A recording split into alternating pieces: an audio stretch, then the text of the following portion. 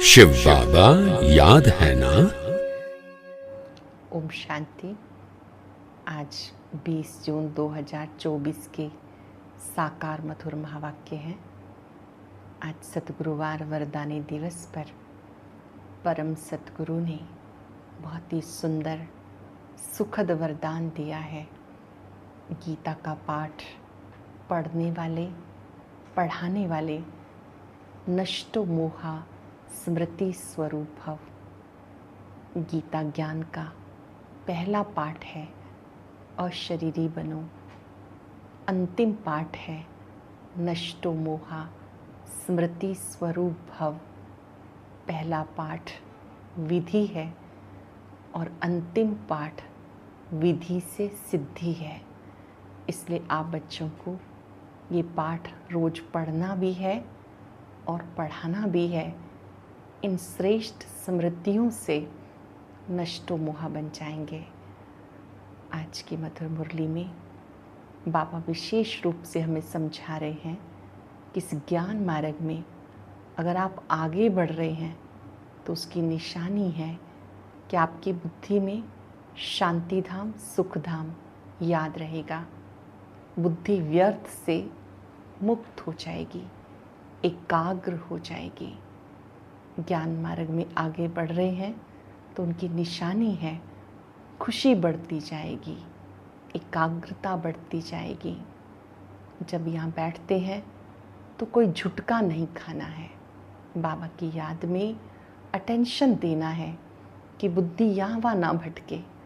अगर बुद्धि यहाँ वहाँ भटक रही है तो फायदे के बदले नुकसान हो जाता है। वायुमंडल में भी वैसे प्रकंपन फैलते हैं।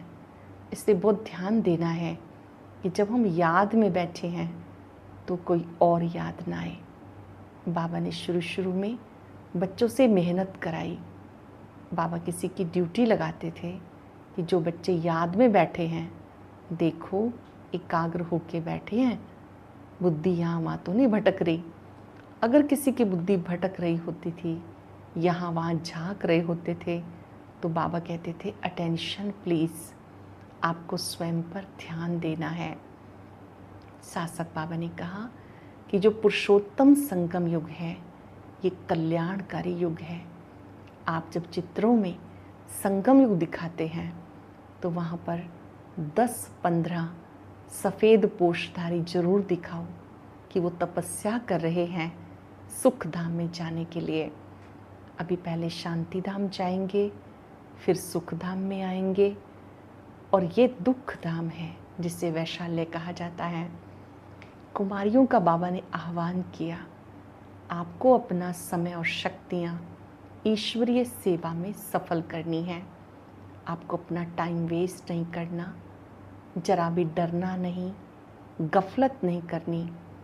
अपना समय ईश्वरीय सेवा में सफल करो, बाबा के मददगार बनो। बाबा कल्प में एक बार आकर हम सबको राजयोग सिखाते हैं। हम सबको भी बाबा का सहयोगी बनना है, मददगार बनना है। बाबा ने कहा जब तुम बच्चे ऐसा करते हो तो माया डंडा लेके बैठी है, वो आपको पुरुषार्थ करने नहीं देती है। आपको डरना नहीं, बाबा को याद करना है। ऐसा कभी नहीं कहना कि मेरे पास बाबा की याद के लिए टाइम नहीं है। आप अपने चने मुट्ठी के बदले हीरे के महल लेते हो, हीरो की मुट्ठी लेते हो, तो अपने समय को सफल करना है। एकाग्र होकर सुनेंगे। ओम शांति। Good morning. आज हम सुनते हैं 20/6/24 के अनमोल मधुरमा वाक्य। बाबा कहते मीठे बच्चे, अब चने मुट्ठी के पीछे अपना समय बर्बाद नहीं करो। बाप के मददगार बन, बाप का नाम बाला करो। प्रश्न है, इस ज्ञान मार्ग में तुम्हारे कदम आगे बढ़ रहे हैं, उसकी निशानी क्या है? उत्तर है, जिन बच्चों को शांति धाम सुख धाम सदा याद रहता है, याद के समय बुद्धि कहाँ पर भी भटकती नहीं है, बुद्धि में व्यर्थ ख्यालात नहीं चलते। बुद्धि एकाग्र है, झुटका नहीं खाती है, खुशी का पारा चढ़ा हुआ है। तो इससे सिद्ध है कि कदम आगे बढ़ रहे हैं। ओम शांति। बच्चे इतना समय जहाँ बैठे हैं, दिल में भी आता है हम जैसे शिवालय में बैठे हैं, अर्थात शिव बाबा के सामने बैठे हैं। शिव बाबा भी याद आ जाता, स्वर्ग भी याद आ जाता। याद से ही सुख मिलता है। ये भी बुद्धि में याद रहे हम शिवालय में बैठे हैं तो भी खुशी होगी। जाना तो आखिर सभी को शिवालय में है, शांति धाम में कोई तो बैठ नहीं जाना। वास्तव में शांति धाम को भी शिवालय कहते हैं, सुख धाम को भी शिवालय कहते हैं। दोनों स्थापन करते हैं। तुम बच्चों को याद भी दोनों को करना है, शांति धाम और सुख धाम को। वह शिवालय शांति के लिए शांति धाम, और वो शिवालय सुख के लिए सुख धाम।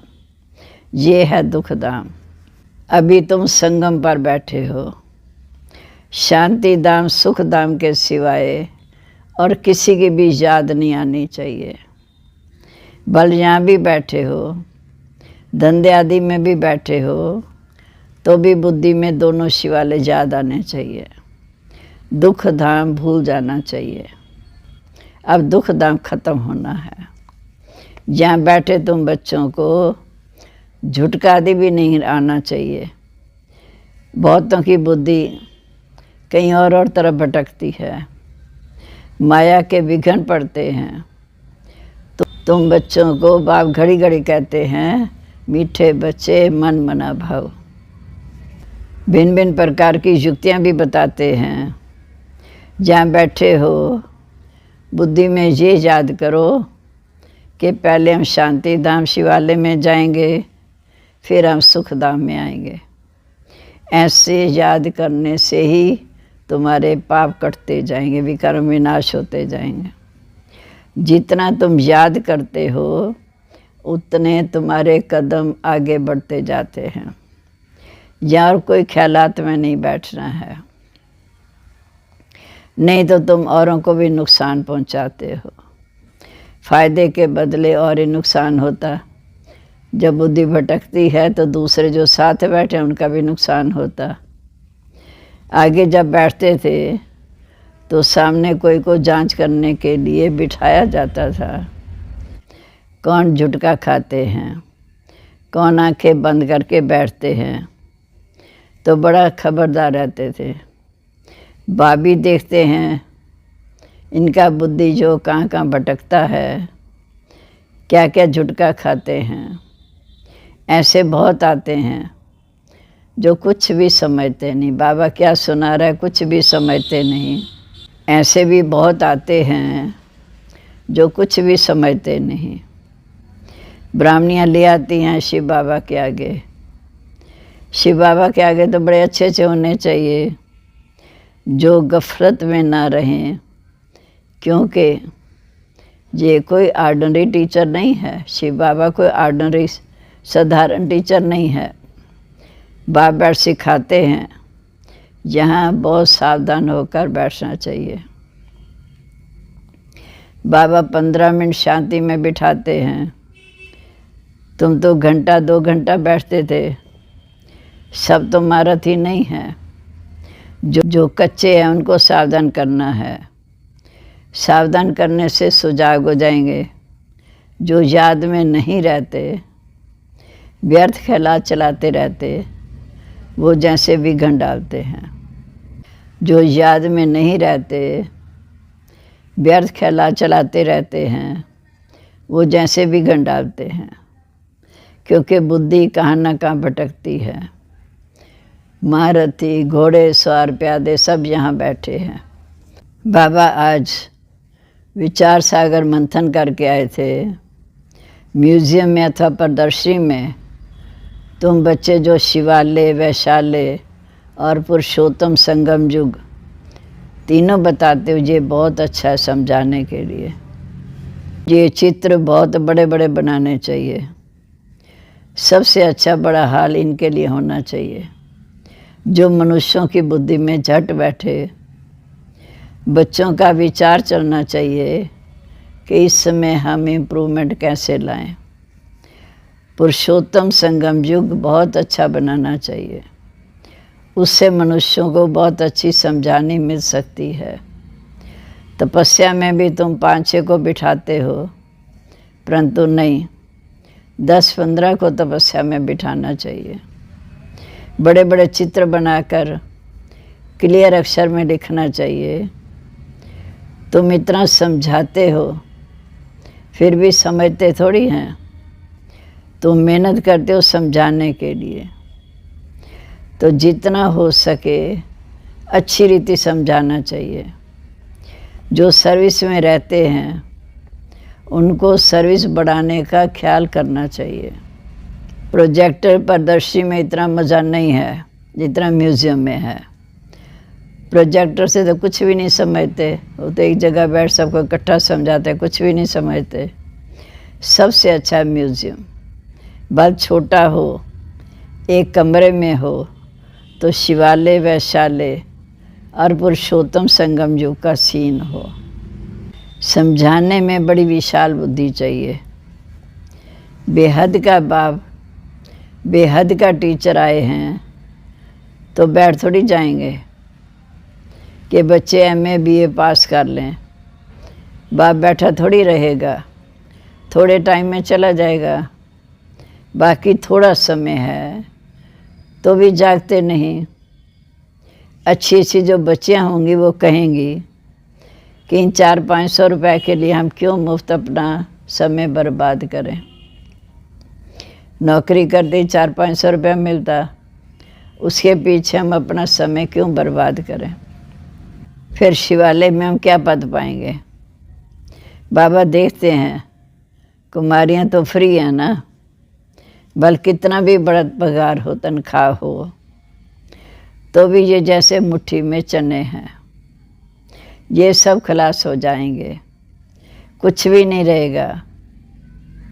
बाप आए हैं चने मुट्ठी छुड़ाने, परंतु कोई कोई इतना लगाव है छोड़ते नहीं। उसमें चने मुट्ठी और यहाँ मिलती है विश्व की बादशाही। कुमारियाँ तो फ्री हैं, वो पढ़ाई तो पाई पैसे की है। उनको छोड़ ये नॉलेज पढ़ते रहें तो दिमाग भी खुले। ऐसी छोटी छोटी बच्चियाँ बड़ों बड़ों को बैठ नॉलेज दे कि बाप आए हैं शिवालय स्थापन करने। ये चने भी नसीब में नहीं आएंगे। किसकी मुट्ठी में 5 चने अर्थात 5 लाख हो गए, वो भी ख़त्म हो जाएंगे। 5 लाख भी ख़त्म हो जाएंगे। अभी टाइम बहुत थोड़ा है, दिन प्रतिदिन हालात ख़राब होती जाती है। अचानक आफतें आती, मौत भी अचानक होते रहते। मुट्ठी में चने होते भी प्राण निकल जाते हैं। तो बाप आए हमें इन बातों से छुड़ाने। सिर्फ म्यूज़ियम को देख खुश नहीं होना चाहिए, कमाल कर दिखाना है, मनुष्यों को सुधारना है।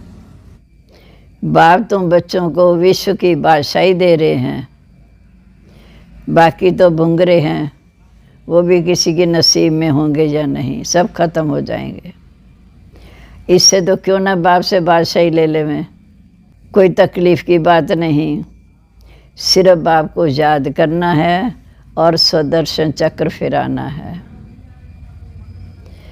भुंगरों से मुट्ठी खाली कर, चन्नों से मुट्ठी खाली कर, हीरे जवाहरात की मुट्ठी भर कर जाना है। ज्ञान रतन हीरे हैं, हीरे जवाहरात की मुट्ठी भर कर जाना है।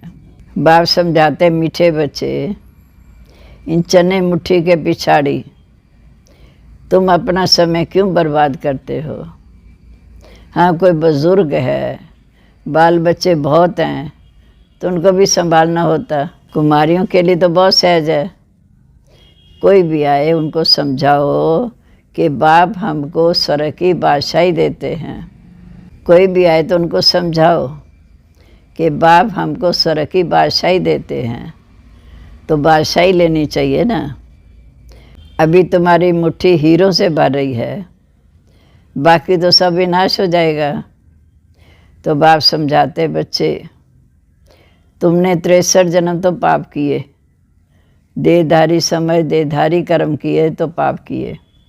दूसरा पाप है बाप और देवताओं की गलानी करना, भिखारी भी बने और गाली भी दी। बाप बच्चों को बैठ समझाते हैं, मीठे बच्चे टाइम व्यर्थ नहीं गंवाना चाहिए। बोलो बाबा हम अपने को आत्मा समझ आपको याद नहीं करते, अपने को भूल जाते हैं। देह अभिमान में आना माना, अपने को भूलना, अपने को आत्मा समझ याद करना। स्वयं को याद नहीं कर सकते तो बाप को याद कैसे करेंगे? बहुत बड़ी मंजिल है, सहज भी बहुत है, बाकी हाँ माया का पोजीशन भी बहुत है। मनुष्य गीता आदि भल पढ़ते हैं परंतु अर्थ कुछ नहीं समझते। भारत की है मुख्य गीता, हर एक धर्म का अपना अपना शास्त्र है। जो धर्म स्थापन करने वाले हैं उनको गुरु कहते हैं, पर सतगुरु एक है, बाकी गुरु कहलाने वाले तो ढेर हैं। कोई ने कारपेंटर का काम सिखाया, इंजीनियर का काम सिखाया, वह भी तो गुरु हो गया। हर एक सिखलाने वाले गुरु, पर सतगुरु शिव बाबा एक। अब तुमको सतगुरु मिला है, वो सत्य बाप भी है, सत्य टीचर भी है और सतगुरु भी है। इसलिए बच्चों को जास्ती गफलत नहीं करनी चाहिए। यहाँ से अच्छी रीति रिफ़्रेश होकर जाते हैं, फिर घर जाने से यहाँ का सब भूल जाता है। गर्भ जेल में बहुत सज़ाएं मिलती हैं, सतयुग में तो गर्भ महल होता, क्योंकि वहाँ कोई विक्रम होता नहीं जो सज़ा खानी पड़े। जहाँ तुम बच्चे समझते हो, जहाँ तुम बच्चे समझते हो आबू में हम बाप से सन्मुख पढ़ रहे हैं, बाहर जब अपने घर में जाएंगे तो समझेंगे हमें भाई पढ़ाते हैं, आत्मा आत्मा रूपी भाई। जहाँ तुम बच्चे समझते हो हम बाप से सन्मुख बैठ पढ़ रहे हैं, क्योंकि वहाँ आबू में बाबा के सन्मुख हैं। बाहर अपने घर में तो ऐसा नहीं कहेंगे, वहाँ समझेंगे भाई पढ़ाते हैं। जहाँ तो डायरेक्ट बाप के सामने आए हैं, बाप बच्चों को अच्छी रीति समझाते हैं। बाप की और बच्चों की समझाने में फ़र्क तो रहता है ना, क्योंकि सेंटर पर तो बहनें समझाएंगी और वहाँ बाप सन्मुख हैं। बाप बैठ बच्चों को सावधान करते, बच्चे बच्चे क्या समझाते हैं। तुम शिवालय और वैशाल्य को समझते हो ना, ये बेहद की बात है। ये क्लियर कर दिखाओ जो मनुष्यों को समझने में मज़ा आए। वहाँ तो ऐसे ही हंसी गुड्डी में समझाते हैं, सीरियस होकर समझाओ तो अच्छी रीति सब समझें। रहम करो अपने पर। क्या इस विशाले में बैठे रहना है? बाबा के ख्यालात तो बच्चों के प्रति चलते हैं ना, कि कैसे कैसे समझाएं। बच्चे कितनी मेहनत करते हैं, फिर भी जैसे डिब्बी में ठिकरी। हाँ हाँ करते हैं, बहुत अच्छा है। गांव में समझाना चाहिए, पर खुद नहीं समझते। साहूकार पैसे वाले लोग समझते ही नहीं, वो बिल्कुल अटेंशन ही नहीं देंगे। वह पिछाड़ी में आएंगे, फिर तो टू लेट हो जाएगा, स्थापना का कार्य पूरा हो जाएगा। न उनका धन काम में आएगा, न योग में रह सकेंगे। बाकी हाँ सुनेंगे तो प्रजा में आ जाएंगे। गरीब बहुत अच्छा पद पा सकते हैं।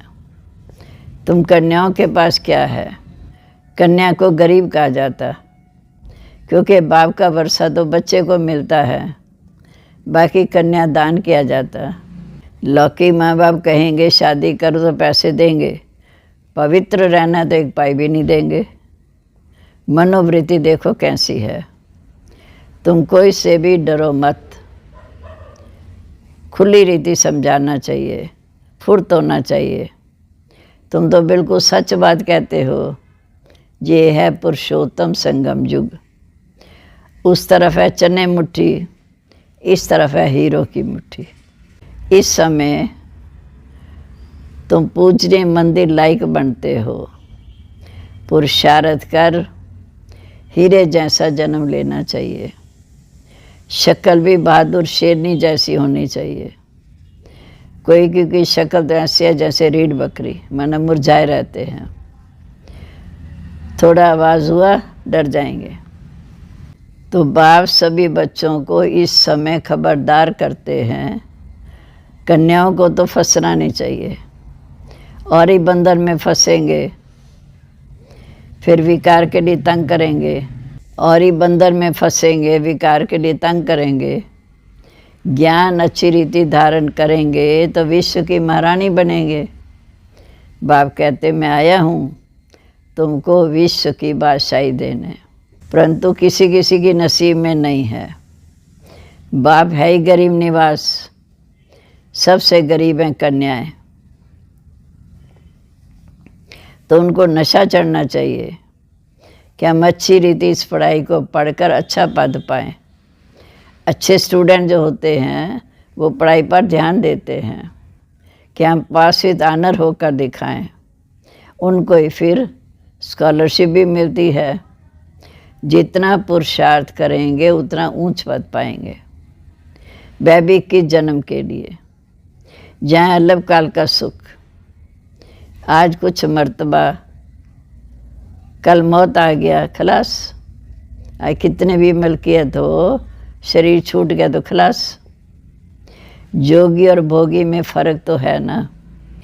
तो बाप कहते मीठे बच्चे, गरीबों पर ज़्यादा टेंशन दो, साहूकार मुश्किल उठाएंगे।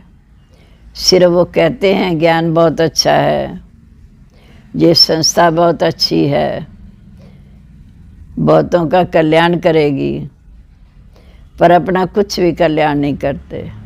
बहुत अच्छा अच्छा कहा, बाहर गए तो खलास। क्योंकि माया भी कम नहीं है जो हौसला गुम कर देती है। एक ही थप्पड़ लगाने से अक्ल चट कर देती। तो बाप समझाते मीठे बच्चे, भारत का हाल देखो क्या हो गया। बच्चों ने ड्रामा को भी अच्छी रीति समझा है। अच्छा, मीठे मीठे सिक्के लदे बच्चों प्रीत, माता पिता बाप दादा का याद प्यार, गुड मॉर्निंग।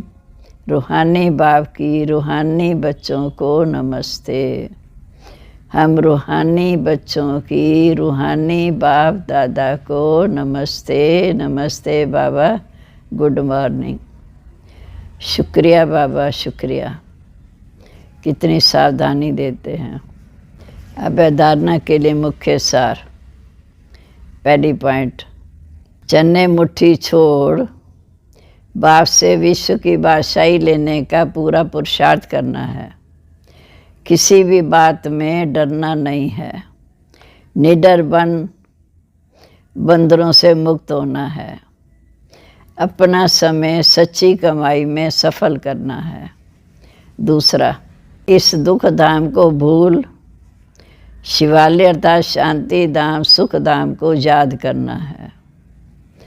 माया के विघ्नों को जान उनसे सावधान रहना है। अब वरदान।